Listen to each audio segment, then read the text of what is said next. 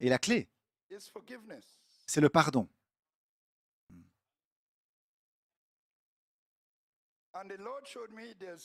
Et le Seigneur m'a montré qu'il y a un grand démon, une grande principauté qui se tient sur le chemin de ceci. Amen. Le pardon. Et ça s'appelle l'esprit de lutte. L'esprit de lutte, c'est différent d'autres Philistins.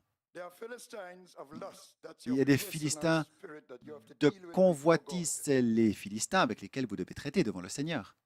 Il y a des esprits de jalousie, c'est un esprit personnel, vous devez, amen, traiter de cela devant le Seigneur.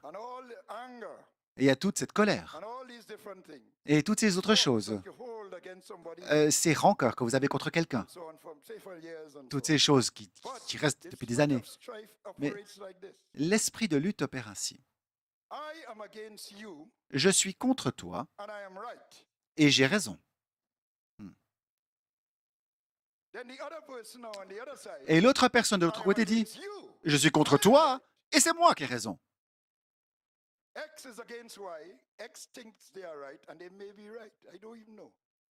Peut-être que peut-être qu'il y en a un qui a raison, l'autre qui a raison. Peut-être c'est X qui a raison, Y qui a raison, les deux ont raison, X ou Y. Mais ils insistent. Et tout ce qu'ils veulent, c'est avoir raison. Et ça, cet esprit de lutte qui opère dans ce monde, où un homme veut attraper le job de l'autre et puis le dépasser et puis essayer de l'avoir comme ça pour se débarrasser de lui. Un esprit de lutte. Mais c'est un esprit. Ce n'est pas vous, j'ai raison, tu as raison. Peut-être bien, mais c'est un esprit.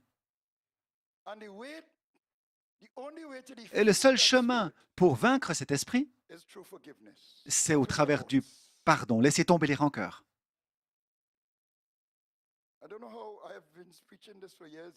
J'ai prêché de ceci des années, mais Dieu m'a montré ceci clairement maintenant, l'esprit de lutte.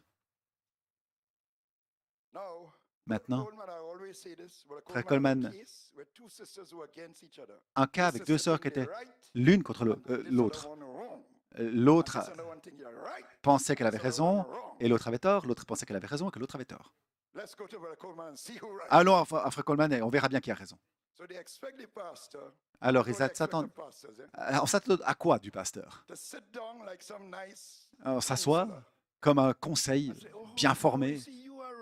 Tu vois, toi, tu as raison et toi, ma soeur, tu as tort. Il faut que tu l'acceptes parce que et tout ça ici, ça va être réglé comme ça. Alors, qu'est-ce que Frère Coleman a fait? Lorsque tu te tiens en train de prier, glory, pardonner. Si tu as des rancœurs contre qui que ce soit. Sœur, tu as une rancœur? Oui, j'ai une rancœur.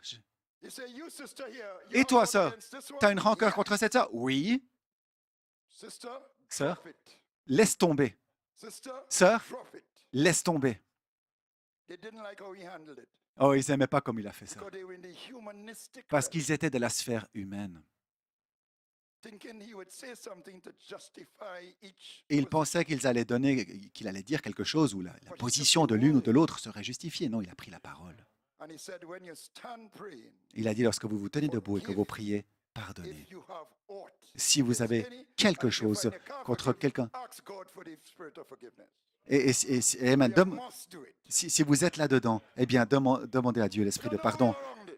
Parce que vous devez le faire. On ne peut pas même contourner la chose. Ceci doit être fait. Et lorsque vous le faites, ne vous inquiétez pas si l'autre personne le fait ou pas. Lorsque vous le faites, vous êtes libre. Vous êtes libre. Vous pouvez dire à cette autre sœur, je suis libre. Même si l'autre sœur dit non, tu n'es pas libre.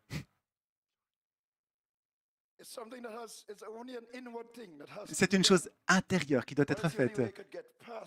Et il faut traverser, c'est la seule façon. Mais le diable envoie une principauté pour l'arrêter là. Ne tenez pas des réunions, frère Coleman dit. Ah oui, ne les laissez pas ajouter l'affection fraternelle. Démons, faites ce que vous voulez, mais ne permettez pas qu'ils se pardonnent mutuellement.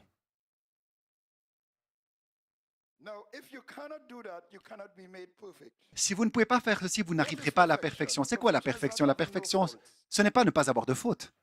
Les gens disent, personne ne peut être parfait parce que personne n'a pas de faute. Non, la perfection, c'est pas ça. Et ça, c'est un corps hybride. Et il est parfaitement hybride. Alors, il a des fautes, oui. La perfection n'est pas le fait d'avoir pas de faute. Hein? La perfection, c'est ceci. Et Jésus l'a prêché dans Matthieu 5, 6.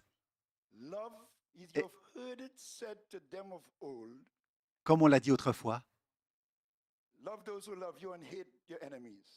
aimez ceux qui vous aiment et haïssez vos ennemis. Moi, je vous le dis, aimez vos ennemis, bénissez ceux qui vous maudissent, priez pour ceux qui vous méprisent et vous instrumentalisent et vous persécutent. Écoutez bien, écoutez ce qu'il dit ici. Afin que vous soyez enfants de votre Père qui est dans le ciel, qui laisse le soleil resplendir sur les bons et les mauvais, et envoie la pluie sur les justes et les injustes. Et voyez comment il est. Soyez donc parfaits, comme votre Père dans le ciel est parfait.